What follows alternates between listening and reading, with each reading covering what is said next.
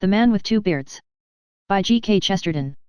This tale was told by Father Brown to Professor Craik, the celebrated criminologist, after dinner at a club, where the two were introduced to each other as sharing a harmless hobby of murder and robbery.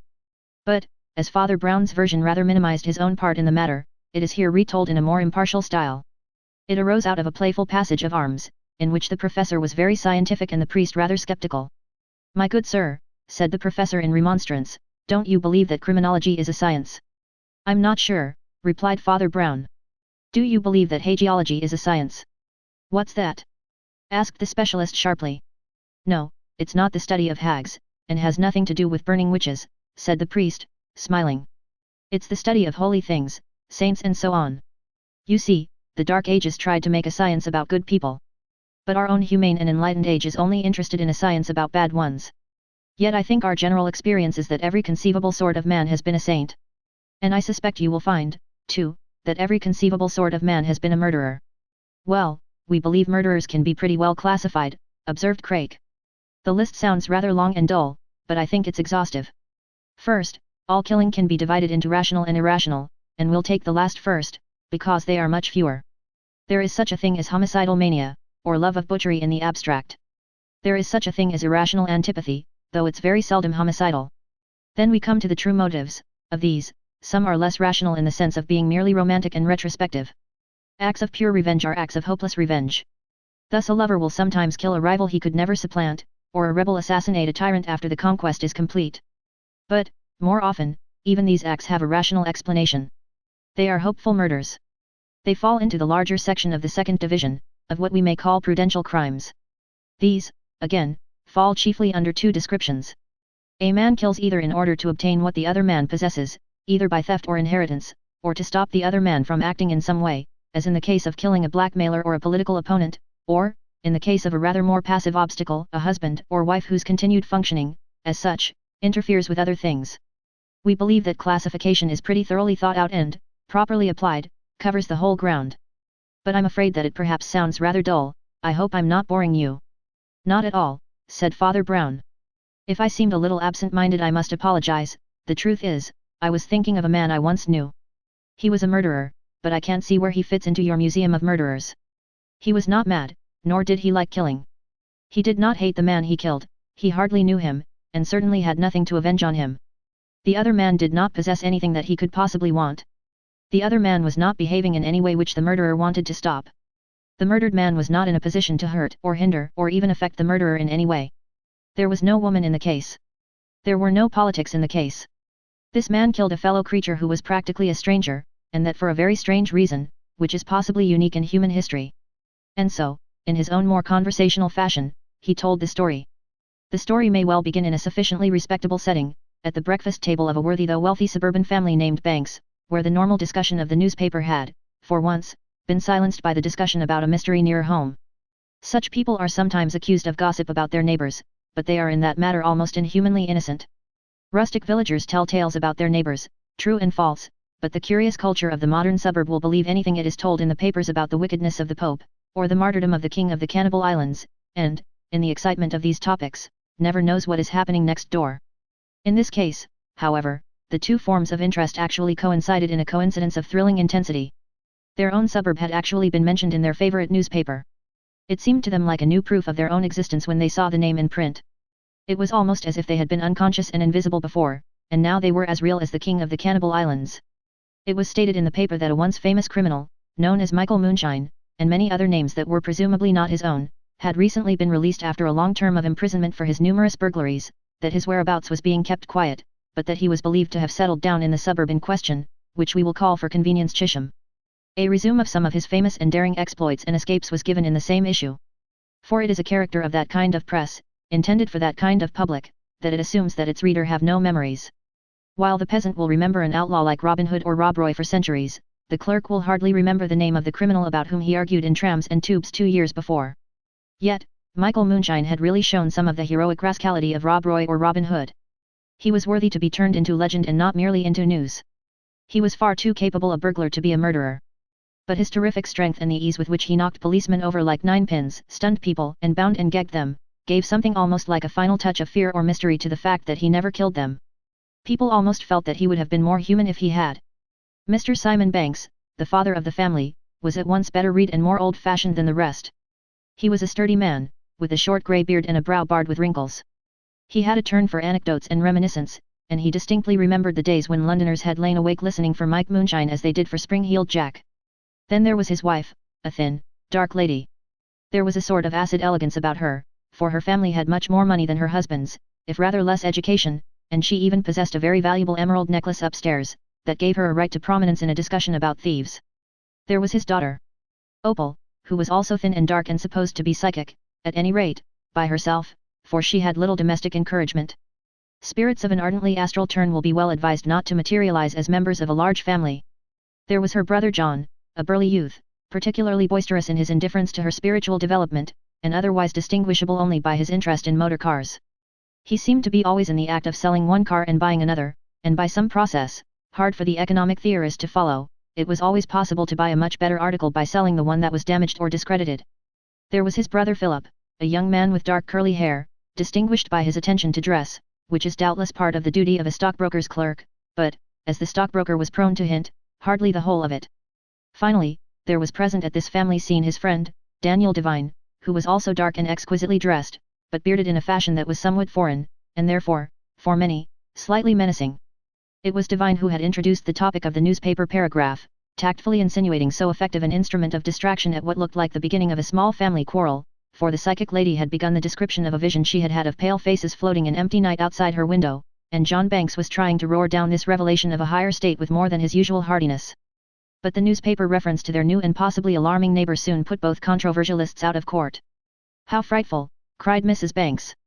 "He must be quite a newcomer, but who can he possibly be?" "I don't know any particularly newcomers," said her husband, "except Sir Leopold Pullman, at Beechwood House."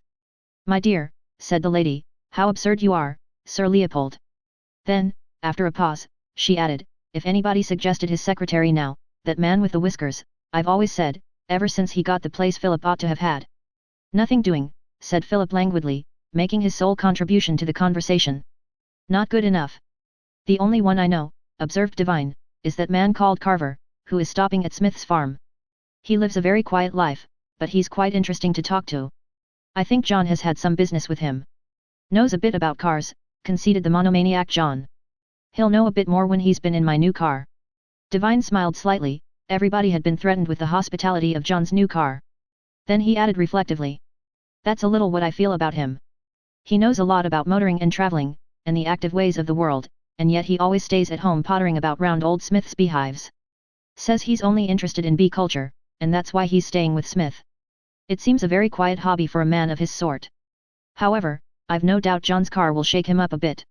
As Devine walked away from the house that evening, his dark face wore an expression of concentrated thought. His thoughts would, perhaps, have been worthy of our attention, even at this stage, but it is enough to say that their practical upshot was a resolution to pay an immediate visit to Mr. Carver at the house of Mr. Smith. As he was making his way thither he encountered Barnard, the secretary at Beechwood House, conspicuous by his lanky figure and the large side whiskers which Mrs. Banks counted among her private wrongs. Their acquaintance was slight, and their conversation brief and casual, but Devine seemed to find in it food for further cogitation. "Look here," he said abruptly, "excuse my asking, but is it true that Lady Pullman has some very famous jewellery up at the house? I'm not a professional thief, but I've just heard there's one hanging about." "I'll get her to give an eye to them," answered the secretary. "To tell the truth, I've ventured to warn her about them already myself. I hope she has attended to it." As they spoke, there came the hideous cry of a motor horn just behind, and John Banks came to a stop beside them, radiant at his own steering wheel. When he heard of Devon's destination he claimed it as his own, though his tone suggested rather an abstract relish for offering people a ride. The ride was consumed in continuous praises of the car, now mostly in the matter of its adaptability to weather. "Shuts up as tight as a box," he said, "and opens as easy as opening your mouth." Devon's mouth, at the moment, did not seem so easy to open, and they arrived at Smith's farm to the sound of a soliloquy. Passing the outer gate, Devine found the man he was looking for without going into the house. The man was walking about in the garden, with his hands in his pockets, wearing a large, limp straw hat, a man with a long face and a large chin. The wide brim cut off the upper part of his face with a shadow that looked a little like a mask. In the background was a row of sunny beehives, along which an elderly man, presumably Mr. Smith, was moving accompanied by a short, commonplace-looking companion in black clerical costume. "I say," burst in the irrepressible John, before Devine could offer any polite greeting, I've brought her round to give you a little run. You see if she isn't better than a thunderbolt." Mr. Carver's mouth set into a smile that may have been meant to be gracious, but looked rather grim. "I'm afraid I shall be too busy for pleasure this evening," he said. "How doth the little busy bee?" observed Divine, equally enigmatically. "Your bees must be very busy if they keep you at it all night. I was wondering if—" "Well," demanded Carver, with a certain cool defiance. "Well, they say we should make hay while the sun shines," said Divine. "Perhaps you make honey while the moon shines." There came a flash from the shadow of the broad-brimmed hat, as the whites of the man's eyes shifted and shone. "Perhaps there is a good deal of moonshine in the business," he said, "but I warn you my bees do not only make honey. They sting." "Are you coming along in the car?" insisted the staring John. But Carver, though he threw off the momentary air of sinister significance with which he had been answering Divine, was still positive in his polite refusal. "I can't possibly go," he said. "Got a lot of writing to do.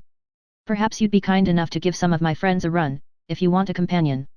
"This is my friend, Mr. Smith, Father Brown." "Of course," cried Banks, "let 'em all come." "Thank you very much," said Father Brown. "I'm afraid I shall have to decline, I've got to go on to benediction in a few minutes." "Mr. Smith is your man, then," said Carver, with something almost like impatience. "I'm sure Smith is longing for a motor ride." Smith, who wore a broad grin, bore no appearance of longing for anything. He was an active little old man with a very honest wig, one of those wigs that look no more natural than a hat. Its tinge of yellow was out of keeping with his colorless complexion. He shook his head and answered with amiable obstinacy. "I remember I went over this road 10 years ago, in one of those contraptions. Came over in it from my sister's place at Holmgate, and never been over that road in a car since. It was rough going I can tell you." "10 years ago?" scoffed John Banks. 2,000 years ago you went in an ox wagon. Do you think cars haven't changed in 10 years, and roads, too, for that matter? In my little bus you don't know the wheels are going round. You think you're just flying." "I'm sure Smith wants to go flying," urged Carver. "It's the dream of his life. Come, Smith, go over to Holmgate and see your sister. You know you ought to go and see your sister. Go over and stay the night if you like." "Well, I generally walk over, so I generally do stay the night," said old Smith. "No need to trouble the gentleman today, particularly. But think what fun it will be for your sister to see you arrive in a car," cried Carver. "You really ought to go. Don't be so selfish."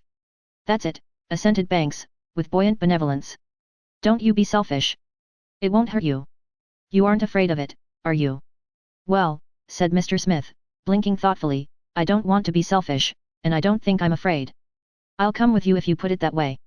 The pair drove off, amid waving salutations that seemed somehow to give the little group the appearance of a cheering crowd. Yet Divine and the priest only joined in out of courtesy, and they both felt it was the dominating gesture of their host that gave it its final air of farewell. The detail gave them a curious sense of the pervasive force of his personality. The moment the car was out of sight he turned to them with a sort of boisterous apology and said, "Well." He said it with that curious heartiness which is the reverse of hospitality. That extreme geniality is the same as a dismissal. "I must be going," said Divine. "We must not interrupt the busy bee. I'm afraid I know very little about bees, sometimes I can hardly tell a bee from a wasp." "I've kept wasps, too," answered the mysterious Mr. Carver. When his guests were a few yards down the street, Divine said rather impulsively to his companion, "Rather an odd scene that, don't you think?" "Yes," replied Father Brown. "And what do you think about it?" Divine looked at the little man in black, and something in the gaze of his great, grey eyes seemed to renew his impulse. "I think," he said, "that Carver was very anxious to have the house to himself tonight. I don't know whether you had any such suspicions." "I may have my suspicions," replied the priest, "but I'm not sure whether they're the same as yours." That evening, when the last dusk was turning into dark in the gardens round the family mansion, Opal Banks was moving through some of the dim and empty rooms with even more than her usual abstraction, and anyone who had looked at her closely would have noted that her pale face had more than its usual pallor. Despite its bourgeois luxury, the house as a whole had a rather unique shade of melancholy. It was the sort of immediate sadness that belongs to things that are old rather than ancient. It was full of faded fashions, rather than historic customs, of the order and ornament that is just recent enough to be recognized as dead. Here and there, early Victorian colored glass tinted the twilight, the high ceilings made the long rooms look narrow, and at the end of the long room down which she was walking was one of those round windows, to be found in the buildings of its period. As she came to about the middle of the room, she stopped, and then suddenly swayed a little, as if some invisible hand had struck her on the face. An instant after there was the noise or knocking on the front door, dulled by the closed doors between. She knew that the rest of the household were in the upper parts of the house, but she could not have analyzed the motive that made her go to the front door herself. On the doorstep stood a dumpy and dingy figure in black, which she recognized as the Roman Catholic priest, whose name was Brown. She knew him only slightly, but she liked him. He did not encourage her psychic views, quite the contrary, but he discouraged them as if they mattered and not as if they did not matter. It was not so much that he did not sympathize with her opinions, as that he did sympathize but did not agree. All this was in some sort of chaos in her mind as she found herself saying, without greeting, or waiting to hear his business. "I'm so glad you've come. I've seen a ghost." "There's no need to be distressed about that," he said. "It often happens. Most of the ghosts aren't ghosts, and the few that maybe won't do you any harm." "Was it any ghost in particular?" "No," she admitted, with a vague feeling of relief. "It wasn't so much the thing itself as an atmosphere of awful decay, a sort of luminous ruin. It was a face.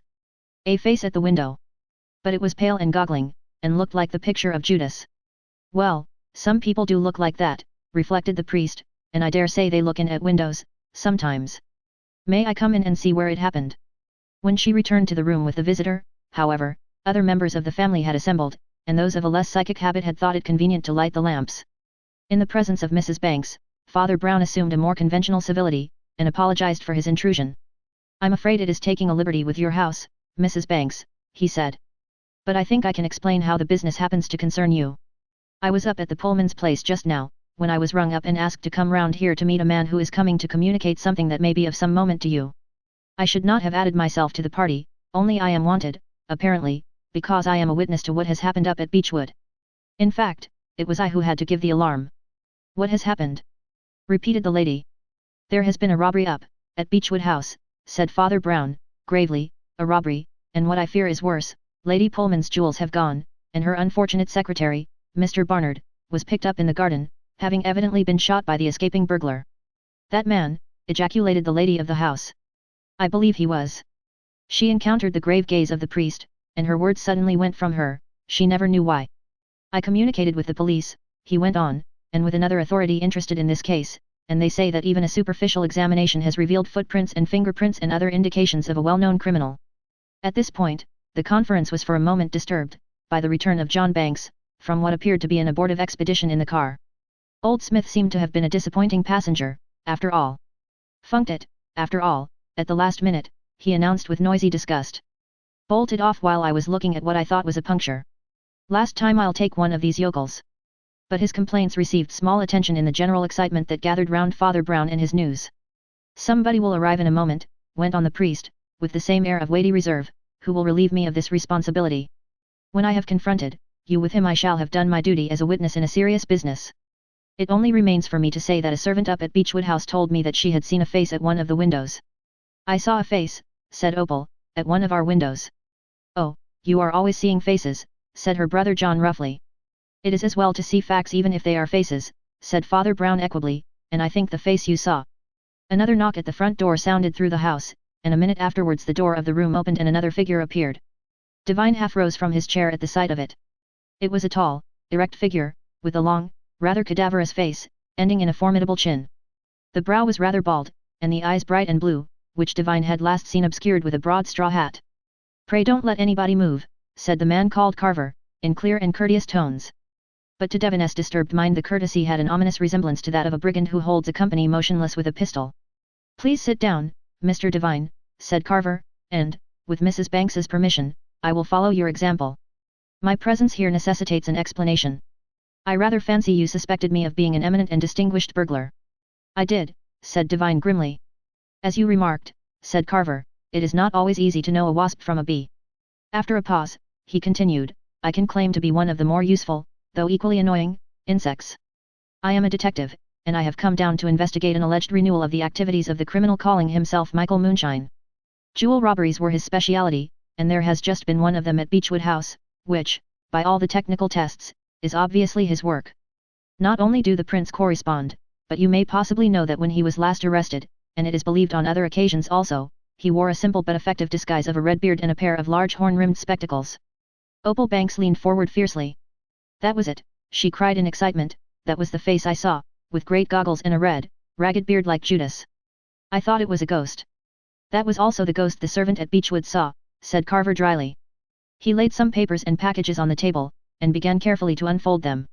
"As I say," he continued, I was sent down here to make inquiries about the criminal plans of this man, Moonshine. That is why I interested myself in beekeeping and went to stay with Mr. Smith." There was a silence, and then Divine started and spoke. "You don't seriously mean to say that nice old man?" "Come, Mr. Divine," said Carver, with a smile, "you believed a beehive was only a hiding place for me. Why shouldn't it be a hiding place for him?" Divine nodded gloomily, and the detective turned back to his papers. "Suspecting Smith, I wanted to get him out of the way and go through his belongings, so I took advantage of Mr. Banks's kindness in giving him a joy ride. Searching his house, I found some curious things to be owned by an innocent old rustic interested only in bees. This is one of them." From the unfolded paper he lifted a long, hairy object almost scarlet in color, the sort of sham beard that is worn in theatricals. Beside it lay an old pair of heavy horn-rimmed spectacles. "But I also found something," continued Carver, "that more directly concerns this house, and must be my excuse for intruding tonight. I found a memorandum, with notes of the names and conjectural value of various pieces of jewellery in the neighbourhood. Immediately after the note of Lady Pullman's tiara was the mention of an emerald necklace belonging to Mrs. Banks. Mrs. Banks, who had hitherto regarded the invasion of her house with an air of supercilious bewilderment, suddenly grew attentive. Her face suddenly looked 10 years older and much more intelligent. But before she could speak the impetuous John had risen to his full height like a trumpeting elephant.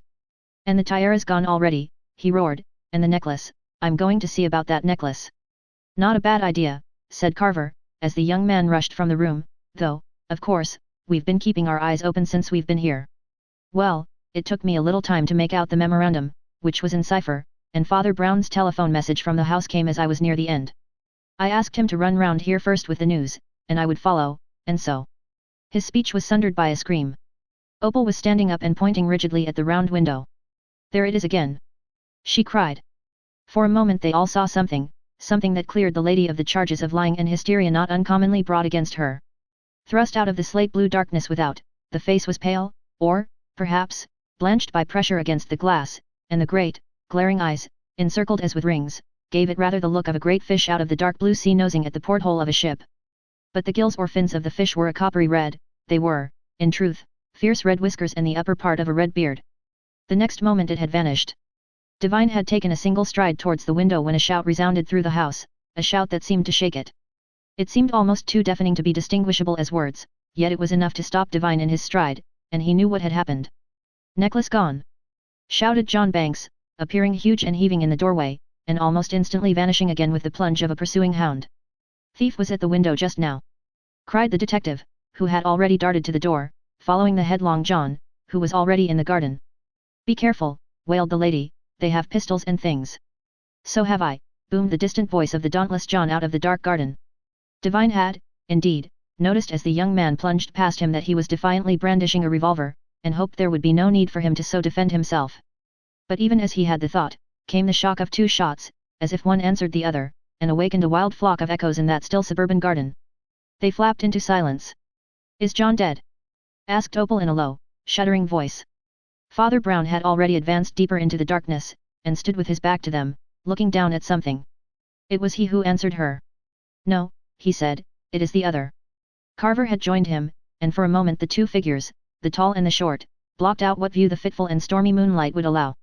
Then they moved to one side and, the others saw the small, wiry figure lying slightly twisted, as if with its last struggle. The false red beard was thrust upwards, as if scornfully at the sky, and the moon shone on the great sham spectacles of the man who had been called Moonshine. "What an end," muttered the detective, Carver. "After all his adventures, to be shot almost by accident by a stockbroker in a suburban garden." The stockbroker himself naturally regarded his own triumph with more solemnity, though not without nervousness. "I had to do it," he gasped, still panting with exertion. "I'm sorry, he fired at me." "There will have to be an inquest, of course," said Carver, gravely. "But I think there will be nothing for you to worry about. There's a revolver fallen from his hand with 1 shot discharged, and he certainly didn't fire after he'd got yours." By this time they had assembled again in the room, and the detective was getting his papers together for departure. Father Brown was standing opposite to him, looking down at the table, as if in a brown study. Then he spoke abruptly. "Mr. Carver, you have certainly worked out a very complete case in a very masterly way. I rather suspected your professional business, but I never guessed you would link everything up together so quickly, the bees and the beard and the spectacles and the cipher and the necklace and everything. Always satisfactory to get a case really rounded off," said Carver. "Yes," said Father Brown, still looking at the table. "I admire it very much. Then he added with a modesty verging on nervousness, "It's only fair to you to say that I don't believe a word of it." Divine leaned forward with sudden interest. "Do you mean you don't believe he is Moonshine, the burglar?" "I know he is the burglar, but he didn't burgle," answered Father Brown. "I know he didn't come here, or to the great house, to steal jewels, or get shot getting away with them." "Where are the jewels?" "Where they generally are in such cases," said Carver. "He's either hidden them or passed them on to a confederate. This was not a one-man job. Of course, my people are searching the garden and warning the district." "Perhaps," suggested Mrs. Banks, "the confederate stole the necklace while Moonshine was looking in at the window." "Why was Moonshine looking in at the window?" asked Father Brown quietly. "Why should he want to look in at the window?" "Well, what do you think?" cried the cheery John. "I think," said Father Brown, "that he never did want to look in at the window." "Then why did he do it?" demanded Carver. "What's the good of talking in the air like that? We've seen the whole thing acted before our very eyes." "I've seen a good many things acted before my eyes that I didn't believe in," replied the priest. "So have you, on the stage and off." "Father Brown," said Divine, with a certain respect in his tones, "will you tell us why you can't believe your eyes?" "Yes, I will try to tell you," answered the priest. Then he said gently, "You know what I am and what we are. We don't bother you much. We try to be friends with all our neighbors. But you can't think we do nothing. You can't think we know nothing. We mind our own business, but we know our own people. I knew this dead man very well indeed, I was his confessor, and his friend. So far as a man can, I knew his mind when he left that garden today, and his mind was like a glass hive full of golden bees. It's an understatement to say his reformation was sincere. He was one of those great penitents who manage to make more out of penitence than others can make out of virtue. I say I was his confessor, but, indeed, it was I who went to him for comfort. It did me good to be near so good a man. And when I saw him lying there dead in the garden, it seemed to me as if certain strange words that were said of old were spoken over him aloud in my ear.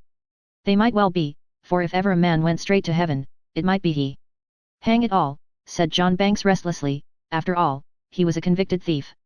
"Yes," said Father Brown, "and only a convicted thief has ever in this world heard that assurance, 'This night shalt thou be with me in paradise.'" Nobody seemed to know what to do with the silence that followed, until Divine said, abruptly, at last, "Then how in the world would you explain it all?" The priest shook his head. "I can't explain it at all, just yet," he said, simply. "I can see one or two odd things, but I don't understand them. As yet I've nothing to go on to prove the man's innocence, except the man. But I'm quite sure I'm right."